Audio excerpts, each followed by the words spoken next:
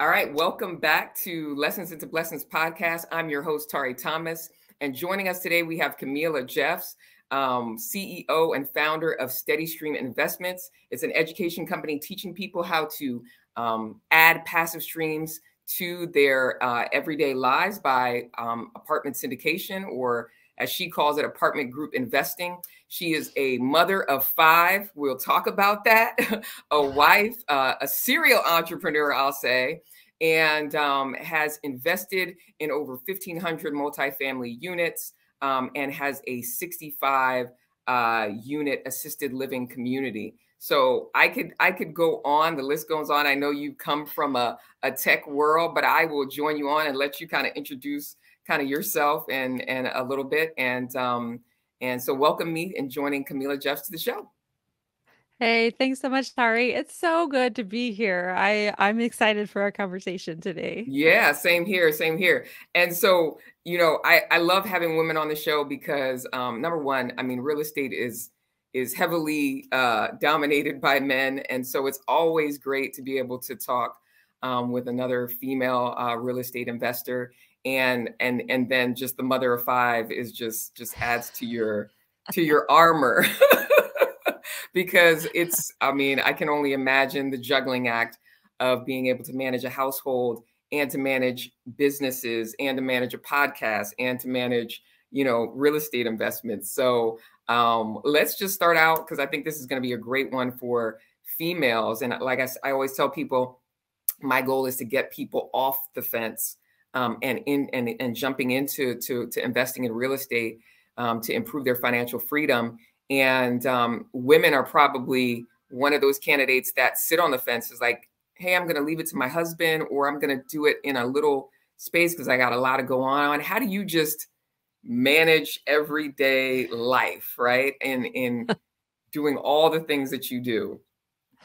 Yeah, so I'm with you. I mean, I teach on my podcast, I teach about how to be a real investor is what I call it. Like, I stop just like doing that. the 401k and just following the financial advisor. Like, come on, let's get you really in the game. Let's teach you how to play the game and play to win, because we all have to play the money game whether we like it or not, because money Absolutely. is part of our life every day.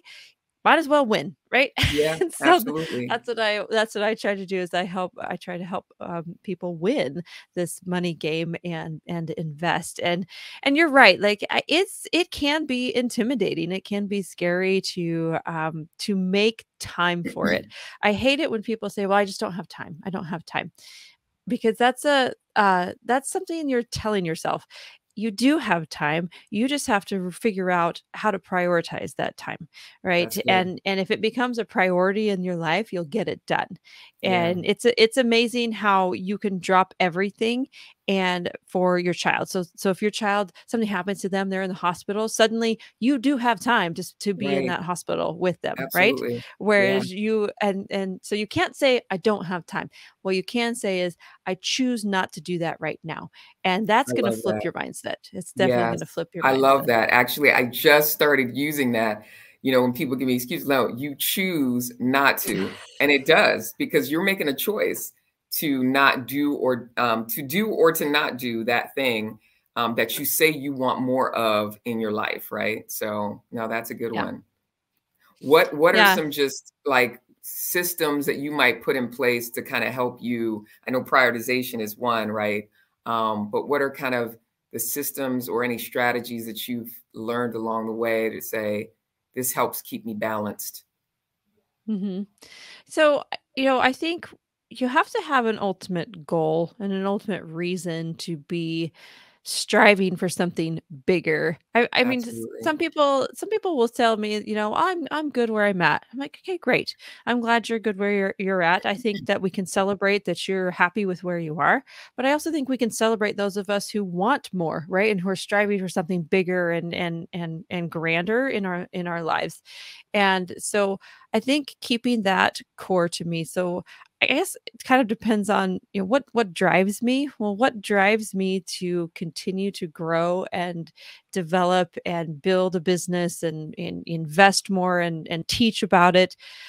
A lot of what drives me is being that example to my kids of Yeah. achieving your biggest dreams. Yeah, that's So good. you have children, right? You look at them, and every parent wants their child to go after their dreams. It's not uncommon for a parent to be like, yeah, go for it, honey. Like whatever you want to be, you can be.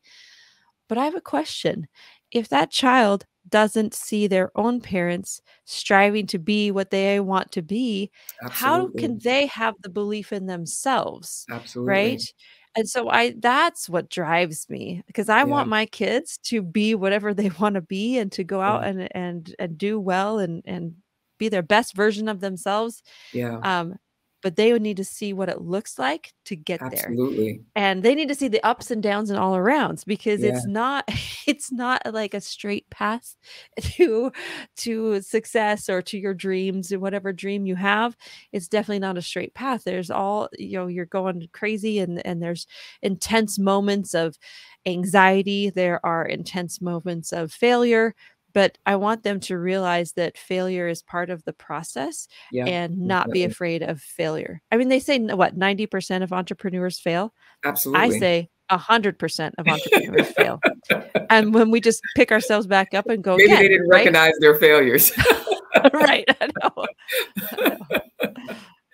No, absolutely. And absolutely, your kids start at the level. I say, a lot of people talk, I want generational wealth, but your kids learn how to generate wealth from you, right? So they start on the level that you leave them at, right? And so that you are the example.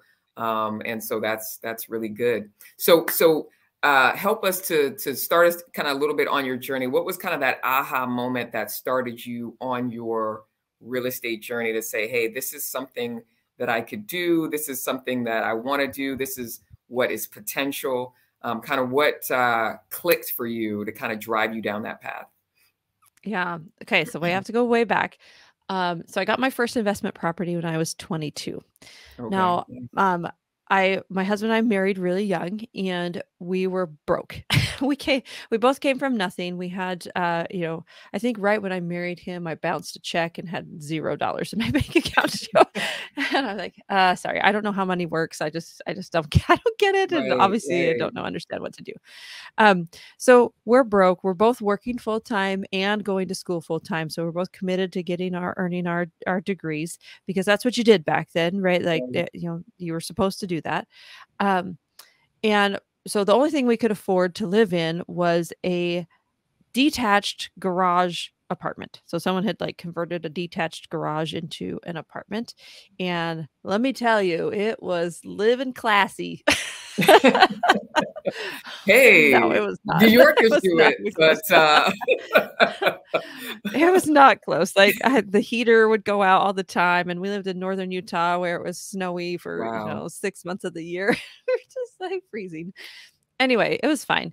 It was good times. It was a good character building experience. for sure. But the landlady came around to collect rent one day, and I just had a conversation with her. I just said, I know you own several rentals in the city. How did you do that? How did you get rentals?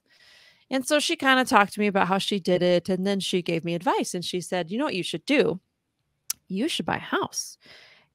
And I was like, lady, you're crazy. We have no money. We're living in this garage apartment. It's like, how do you think we have any money to buy a house? Never could we buy a house. She said, no, no, no. This is what you do. You take advantage of the first time homebuyers program. So you don't have to put very much down. You're going to get a really great interest rate. And then you buy a house that has a basement apartment and rent it out. And I was like, "What? You can do that?" She's like, "Yeah." And then I thought, I was skeptical again because she's a realtor. I'm like, "Yeah, you just want my money. You just wanna make money off of me, right?" But, Right, right, but right. then that's exactly what we did. So we went out shopping with her, and we moved from a nasty garage apartment that the heater only worked half the time to a six-bedroom home that had a pool in the backyard, and we paid less to live there than we did in this garage So you apartment. rented out those 6 rooms Mhm. upstairs. So we Nice. rented out so it was a basement apartment that it Okay. had, and it had its own kitchen and bathroom down there, and so we just rented that Nice. whole apartment out and lived there for really cheap, almost free. And so you just stacked the cash to invest, continue to roll it and invest it into other things? How did you Yeah, continue to? so Mhm. then so that from there, so that like is what got me, turned on to real estate. Like, wow, this Right. is amazing. Yeah. And so then I started like consuming books and education. So I'm one of those people, like I'm an introvert that just loves to research stuff and just like could spend hours and hours researching things that I get excited about. So I read all the books and I came across a book that I really liked that was called Investing. I can't remember the exact thing, in one house at a time, something like that. Yeah. And I thought, okay, that seems doable. It seems like what we can do. And so we looked for the next house. And so we bought a fixer upper. So we bought again, we moved and then we moved into it. So to take advantage of those programs that are for homeowners. Absolutely. Um, Especially now, and it's coming back around, you know. yeah, it's definitely Yeah. gonna start ramping up for Yep. homeowners too.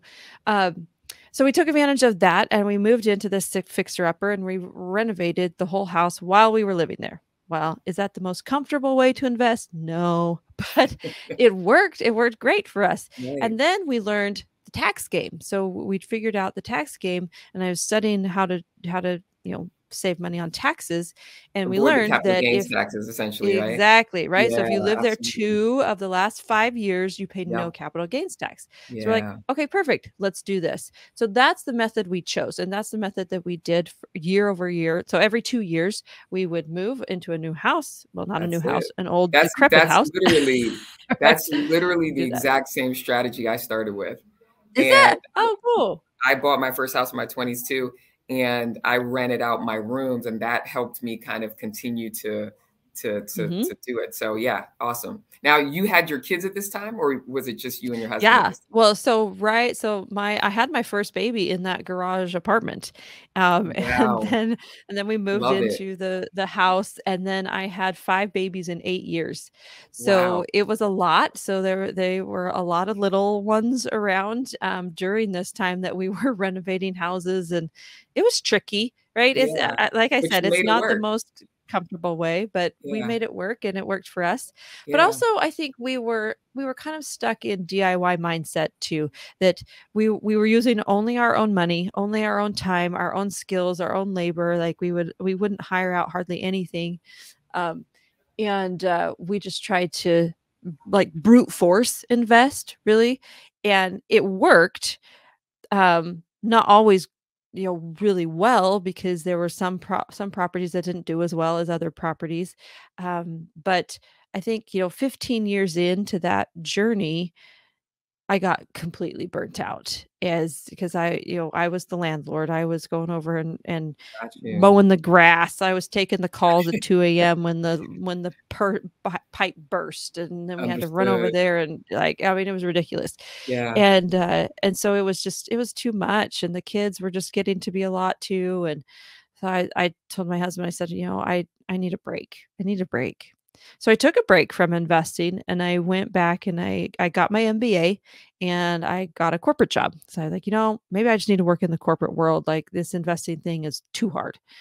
Um, so I started working in the corporate world and I did well. Like I had a lot of really great success and I had a really great job. I got a six-figure income and but then my freedom was gone right. and I was so frustrated about that. And my kids were getting older, they were getting to be teenagers, and I started realizing, "Oh my gosh, I have very few years left with them before they go off and do their own Right. thing." Trade-offs. And I was started missing tennis tournaments. I started missing, like, theater performances and all of these things, and I was like, "Yeah, no, this is not working for me." So then I started looking around, well, what can I do? What can I do? How can can I start another business? Because I'd started a couple of businesses before. And so I was looking at businesses and what business to start. But I was like, Camilla, you're good at real estate.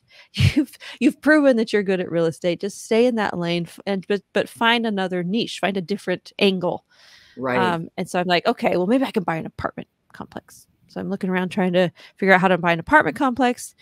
They cost millions of dollars. And I checked my bank account. Nope, not millions of dollars in the bank account. You took I'm a like, how in large the leap, by world? the way, from, "Oh, we're doing I single know. families. Whoop, let's buy an I, apartment."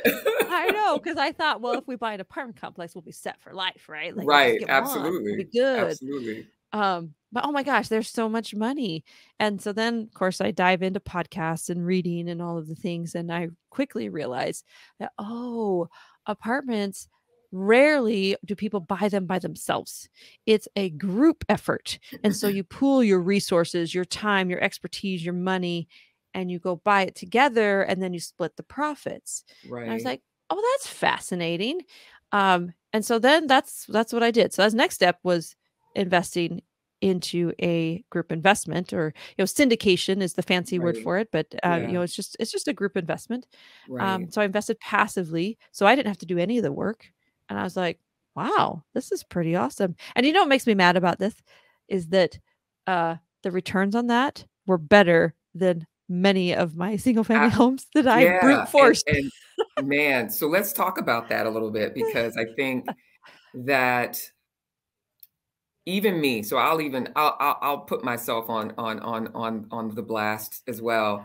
You know, I've done it by myself for a very long time, and now I'm transitioning into the multifamily space, and I'm realizing, wow, like why didn't I get this sooner? You know what I mean? Like, you know, if Yeah. there's beauty in team, I always kind of knew that there was beauty in team, but you kind of have this feeling where it's like, you know, it's mine. I don't have to muddy the waters with anybody. There's a lot of fears I think that people Yeah. have coming from investing by themselves to try like, do I mean, what sort of risk do I have, you know, going into investments with other people?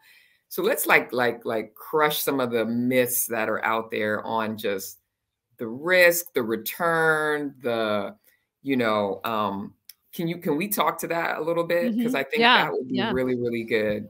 Um, just for people So who are listening who are like, hey, I wanna, you know, should I go just buy my own house and be the landlord or like, you know, yeah. invest kind of passively in the multifamily side? Yeah, and so I've had lots of conversations with people on about this very topic where, I'll get on the phone with them and they'll be like, "Okay, I've got, 50 to $100,000 that I can invest and I'm debating like do I go buy my own rental property or do I join one of these group investments and what are the pros and the cons?" I Yeah, think that people get fixated on, well, I can make more money. They think they can make more money by doing it themselves. And this was the fallacy that I fell into as yeah, well, right? Because I thought, well, like if you think about if you're going to flip a house and you can hire a contractor to do it, to do all the work, or you can do the yeah. work yourself. Hmm. So technically, on paper, you're going to save money by doing the work yourself. But then it takes longer. You mess up. You have to do it over again, and time kills deals. Like, Absolutely. and so in the end, it actually And your is time more is money. expensive doing it yourself. Yeah, and your You need time to is also money because you calculate don't factor your that cost per in. Yeah. hour of your Exactly. hour of your time. So that's the downfall of the DIY mindset is because you think on you look at it on paper, you're like, oh yeah, we're not gonna hire that contractor, we're gonna save money. So that's the issue happening. So if you go out and you buy a single family home, I actually think it's more risky than investing in a group investment. And here's why. The single family home that you buy, there's things that are gonna break, right? So you're gonna have to replace a water heater, and that's $1,000 here there. You're gonna have someone move out, and suddenly your income goes to 0, right? Right. And so you have to cover that, and you have to scramble to find another tenant. Um, Yeah, and so there are the your income volatility is really high in for sure. doing your own single family rental. The other thing that's risky about it is that single family homes, the value is based on what Joe sold his house for down the street.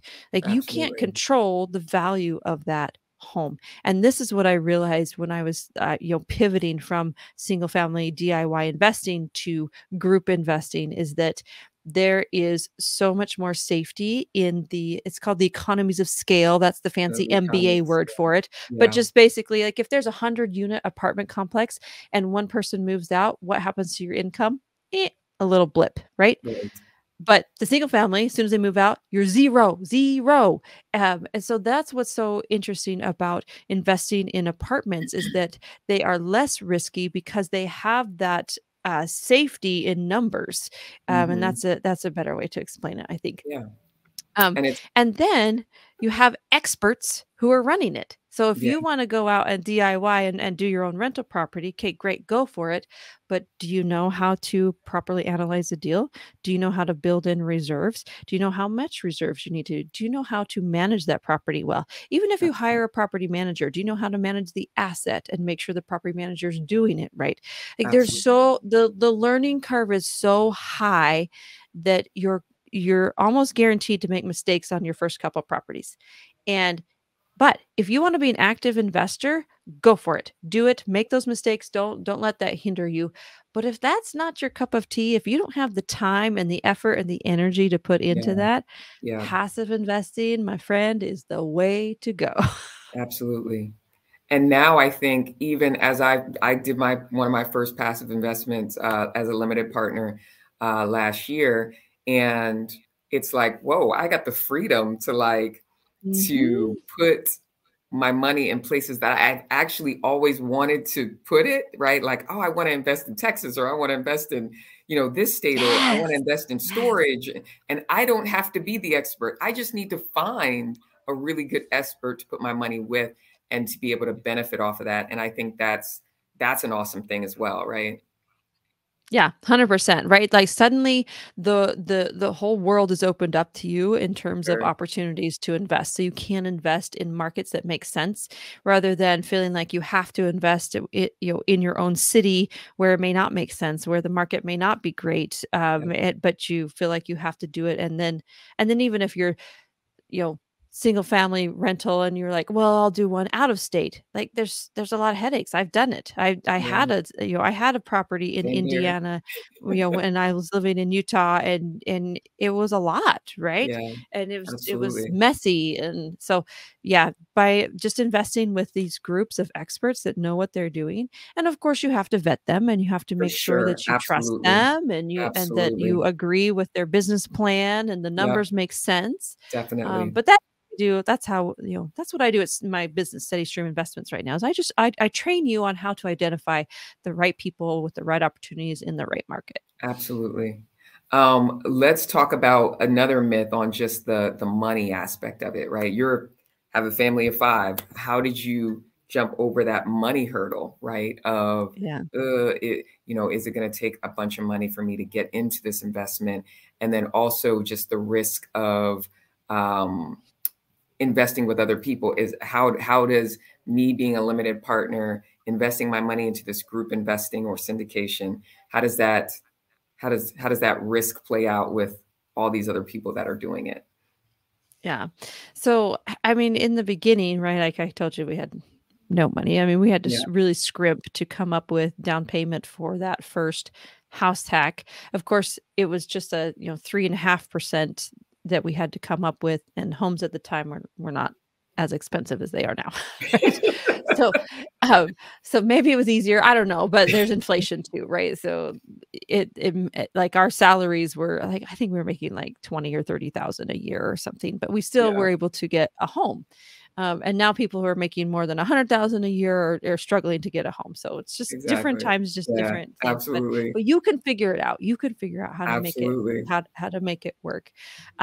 So in the beginning, right, when you have no money, what do you have? You have time and you have uh, you you have time is probably your biggest resource, right? Let me tell That you. that you can use in the beginning. But once you start to get more money, and with 5 kids, of course they're expensive. They're more expensive now than they were when they were babies. Like the teenagers are like, whoa, we're just throwing money out the window right now. Yeah, no, understood. Um, but it's all good, but, and you're talking about so the risks, right? So what are the risks of investing as a passive investor, of joining one of these group investments? Well, of course, there's the risk, and I'm gonna be, like, completely transparent, right? There's always the risk you can lose all your money in any investment that you do. If you went Absolutely. and bought your own single family rental and you invested money into it, there's the risk that the market tanks and then your money's gone. So, yes, that is a risk. Now, the likelihood of the money absolutely being gone is very, very low in these large multifamily investments, because also multifamily is a much stronger asset than a single family home. Like if we study the 0809 crash, single family homes in, well, we'll take Arizona. Single family homes in Arizona crashed. They took more than 10 years to recover. Yeah, absolutely. Multifamily was not spared, right? It still had an issue, and it took 1 year to recover and then kept growing from there. So it's just a really recession resilient place because people, it's housing, right? People need somewhere to live. If you look at Maslow's hierarchy of needs, housing is right there near the bottom. And so that's what we're providing, right? Do And people there's need legal and a there's a night? legal instruments that we're using Exactly. to group the investment, right? So there's Right. that a lot of the weight of that legal burden falls on a lot of the general partnership, which is the group that Exactly. you're talking about. Mhm. That's really educated to manage the deal and to make sure they're doing the asset management and all the they're the ones Yep. looking at the tenants' toilets and managing those property managers and so they take a brunt of that weight and that risk. While the limited and there's a reason why they call them limited partners is your risk is more limited than that of the general Yeah. partnership. So. Yeah. You don't have to sign on the loan, right? The general partners do that. So your butt's not on the line for that loan. Like there's no debt under your name. So it's not going to affect your debt to income ratio like a single family rental property will definitely affect.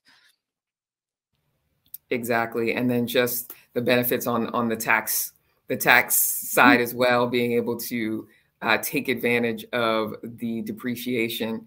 And there's so many areas there that we could talk about as well. But yeah, no, I want to make sure that people know that to get over that hurdle, take a little bit more look into that space because it's you could do the work the same investment monetarily, more work for the same type of returns.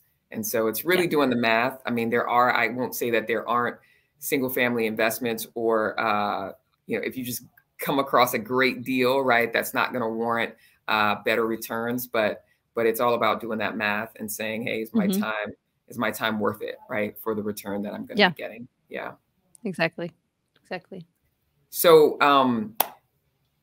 of the I know you talk about the biggest kind of like the treasure that you have is time right now. I'm sure you value your time a lot.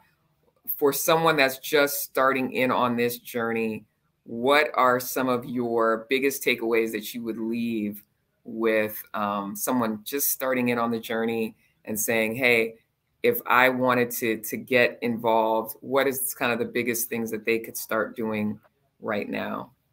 Yeah. So my biggest tip is don't be afraid to partner and partner early. Hmm. My journey, the first 15 years of investing in real estate, of DIYing, resulted in about 20 doors. When I pivoted and started partnering, now I have like about 1,500 doors, right? Yeah, Like man. the trajectory is explosive once you decide to partner, whether that be in a limited capacity or in or as a general partner. Joint It just venture or kind something of to up that to you, nature. right? Yeah. So remember it, if you're looking for time freedom, you want to be a passive investor. If you're looking for explosive growth in with your own investing trajectory, you want to be a general partner on some of these bigger multifamily deals. And it doesn't even have to be multifamily, right? It could be self-storage, it could be assisted living, it could be Right. campgrounds. Like I know a friend who's doing campground investing. Like there's lots of different ways that you can invest in different asset classes you can get into. But I think partnering, I just wish we would have partnered earlier. We would have gotten out of our own comfort zones and a lot earlier, because Mhm. we could be even further ahead than we are today. I mean, I'm pleased with where we are today, and I'm happy with the progress that we've made and the lessons learned along the way.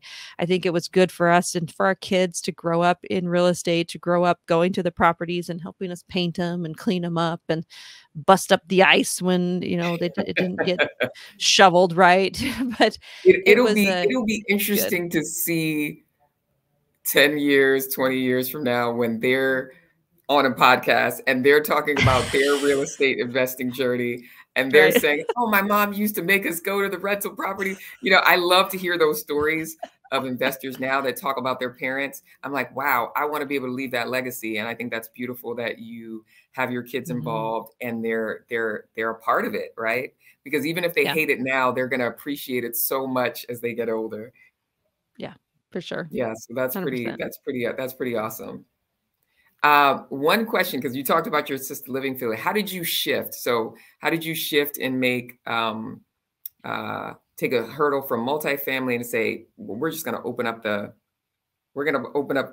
highway here, make it Yeah. wide." Yeah. Yeah. Well, I always That's I a big like difference. well, it is, but it's also not. So like Mm. it's still a real estate asset, right? Yeah, absolutely. But it adds on a business. So an assisted living has the real estate component, and then it has the healthcare business component, right? So it makes it a little bit more involved with the assisted living. But for me, it was more personal in nature. So I have my husband's grandmother suffered from Alzheimer's, and we watched his parents take her in and care for her in the last years of her life. And if you've had any experience with Alzheimer's, it is a really difficult disease because your loved one suddenly doesn't recognize you. They don't know who Right. you are. Yeah. They get defensive, they're angry, they're violent, and it is, very difficult to go through, and it was something that I watched them go through, and then we would go and, like, babysit grandma once in a while so the parents could get a break, and it was hard, it was intense, there's some intense stories that came out of that, but, it I just watched them go through this and because they felt like they had to take her into their home and care for her. And so when I found some partners who were doing assisted living who needed some help with some investors. So they needed help bringing investors into the deal. They didn't have enough money to be able to do this deal.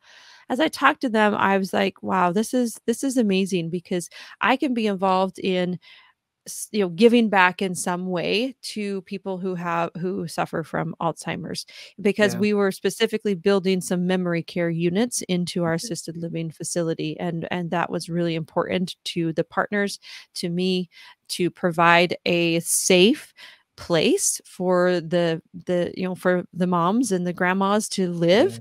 Yeah.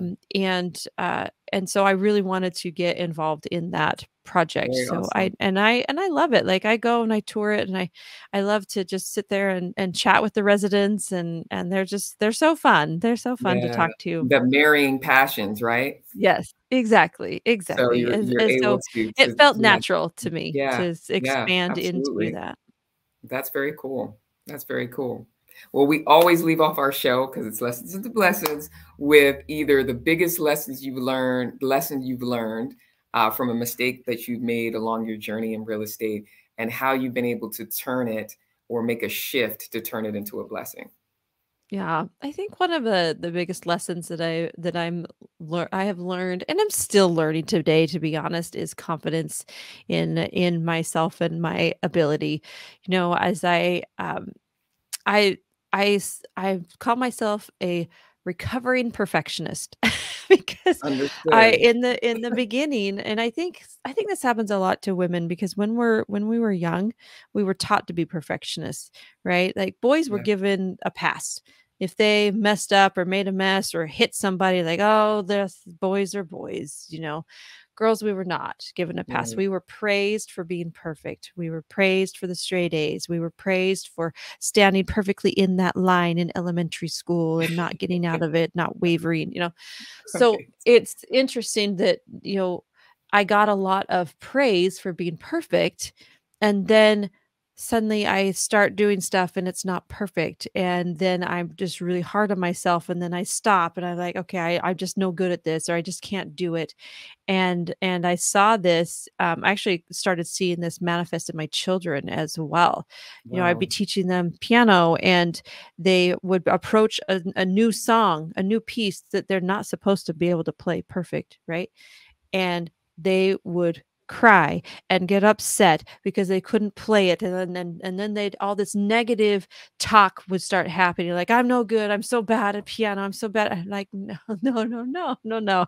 You're supposed Yeah. to be bad at it right now because you haven't learned it yet," you know? And I Right. think that message that I was telling my children, I realized, "Oh my gosh, I need to tell myself," because I was still a perfectionist at that time, and so since then, I have learned that I need to be good at figuring out things, but I never have to be perfect at it. And so That's good. things I do are not perfect.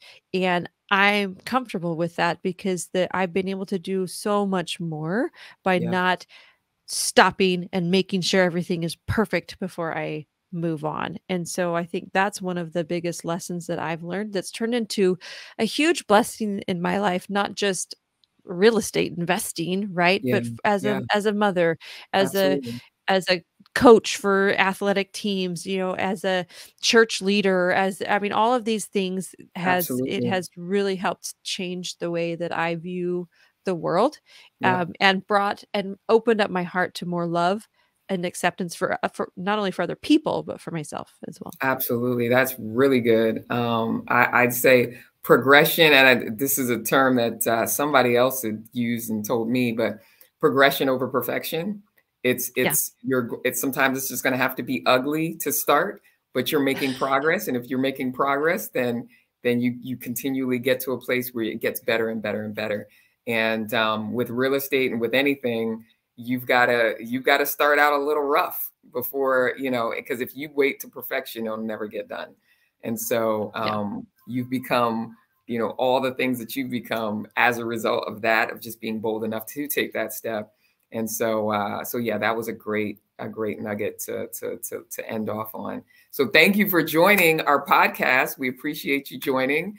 And I will leave all your information. Make sure to send it to me, and I will leave that so people can reach out to you, and they can check out your podcast, which is on Apple, Spotify, Quiet Wealth. yeah, Okay. all the things, And yes. awesome. So thank you guys for joining us for another episode of Lessons into Blessings. Until next time, stay blessed.